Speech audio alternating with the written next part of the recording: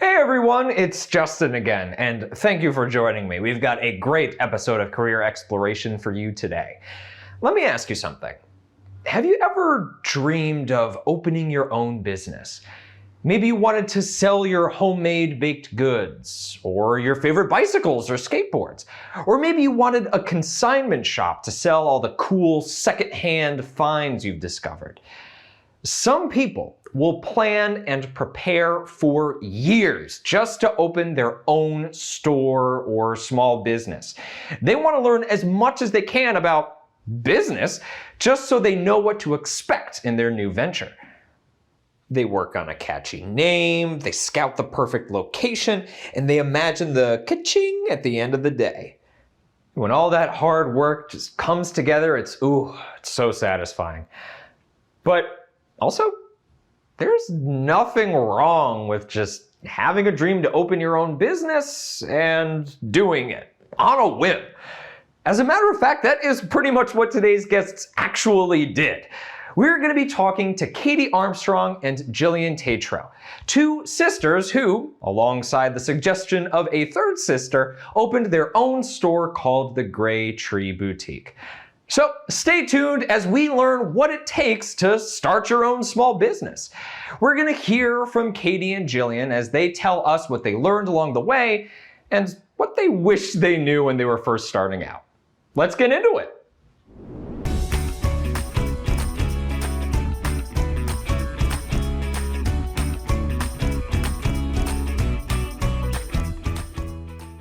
Today, we're actually talking to two guests, Katie Armstrong and Jillian Tatro, two sisters who run the Gray Tree Boutique. They've always wanted to own their own business, and the wheels got moving when their other sister, a professional hairstylist named Renee, made a suggestion. Renee was starting to work next door as a hairstylist. She hadn't owned it yet. She does now. But at the time she was just working there, and she would sell like little items like in the waiting area, and people like loved it, like jewelry, accessories. Jill and I were still in school at the time, but I had just graduated, and Renee had mentioned like, oh, there's a really good size like unit located next door from the salon. She's like, I think that'd be like the perfect spot for us to have a store, because she knew that Jill and I had always wanted to own our own place. And her little like odds and ends that were sitting over there at the counter did well, and people liked it. So that's kind of how we came to be. Coming up with the name of the store was a struggle at first. But then, out of nowhere, Renee suggested naming it after something she loved in her backyard. And as Katie says, it was like, oh yeah, that's it. And we had a really hard time coming up with the name. We couldn't come up with anything. I would say that we're pretty fairly creative people, but we could not come up with something that we thought was sounded good. And then out of nowhere, Renee was just like, how about we call it Gray Tree? And then we were like, yeah, we like that. Keeping with the family involvement, their dad helped fix up the large empty space. He painted stars and planets on the ceiling, constructed display units, shelving, and other things to get them going. And after several months, they went from this to this. So, how did Katie and Jillian get to owning their own store? When did the dream begin, and how did they prepare over the years? Well, even from a young age, Katie, Jillian, and Renee always wanted to own their own business. So when it came time for college, they decided to take classes that were interesting to them, as well as ones they knew would be helpful in business ownership. So I think definitely finance and accounting courses definitely helped me with what I had to do on the day-to-day basis of owning a store. I kind of took a hold of bookkeeping and that portion of it. So do all the taxes and record keeping and all of that, dealing with invoices, receipts. So I think definitely those two courses in college definitely prepped me the most. Jillian also took marketing classes, and that in turn has helped Katie with their advertising and promotions. Jillian's double major also played an important role here. So I did a double major in entrepreneurship and global supply chain management, which also helped me as far as logistics, because I was mostly dealing with suppliers and getting the product, from one place to another. So that's pretty much what I do here. So it definitely helped. Global supply chain management is all about the interconnected systems and companies that bring a product to the market, beginning with raw materials through manufacturing and shipping. Now, Katie has a different major altogether, but between the two of them, they've got just about everything covered. Well, I majored in marketing and then a minor in communications.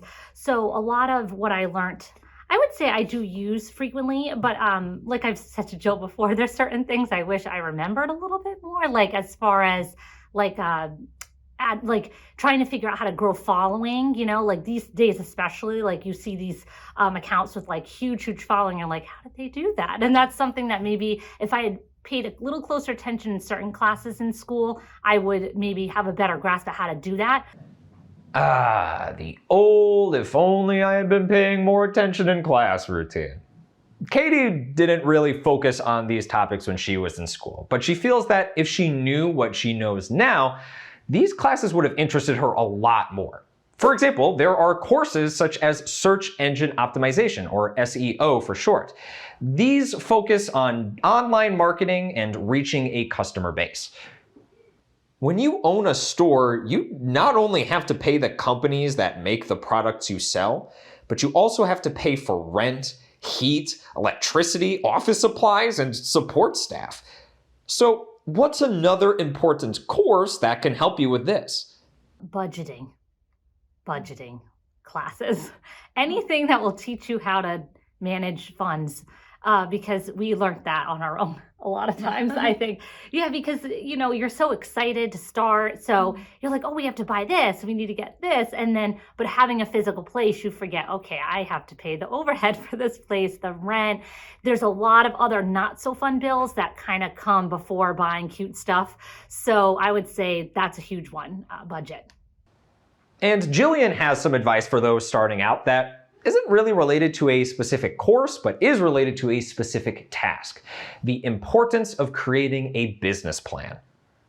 One of the biggest challenges is if you don't have a goal and then you're kind of just like doing a million things to try to get to where you're going, but then you don't have a specific point that you're trying to get to. You just want to get ahead, but that's probably the worst thing you can do, because then you're kind of just like treading on water without moving forward. So really, I think setting goals, and I think that business plan could definitely help with that. And the more you know about economics and trends happening out in the world, the more you'll succeed when it comes to your own business.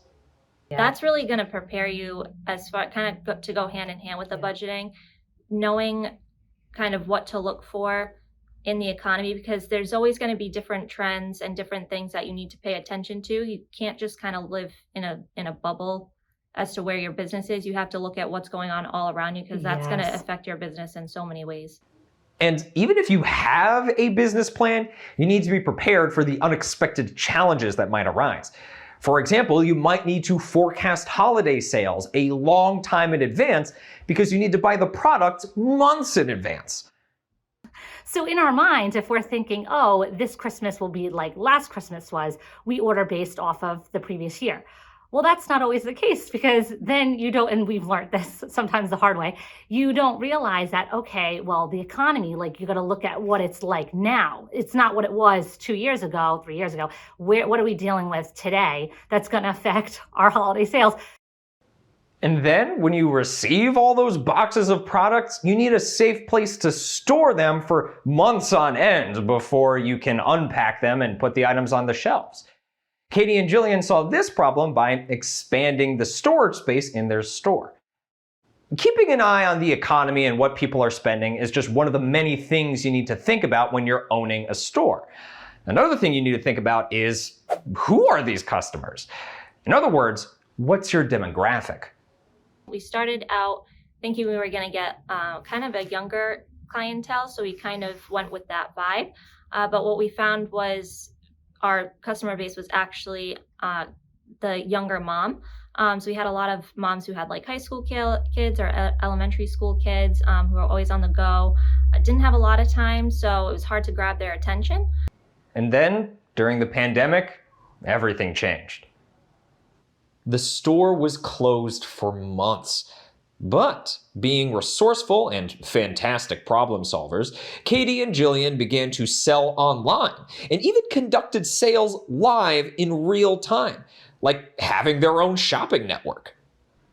And as I'm sure many of you already know, most people nowadays spend as much or more time shopping online as they do shopping in an actual brick and mortar store. I think brick and mortars are kind of becoming harder and harder unless you're in like a very specific location. You always have that saying in school, location, location, location. Yeah. It's true. It's so important.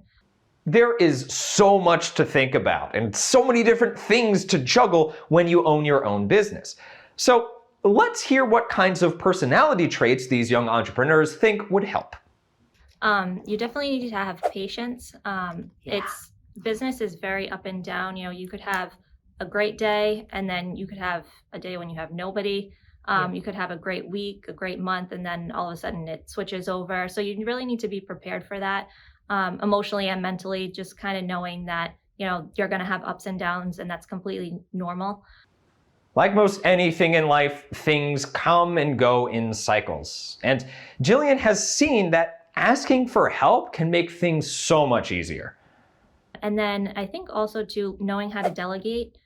You can't do everything. You're one person and you're not a machine. So you need to kind of, spread out the task and kind of, let other people help you. Learn patience and learn how to delegate. Great words of advice, Jillian. Now, I don't know about you, but Katie and Jillian have taught me so many things about how to own a small business. But before we go, let's see if they have any last words of advice for us.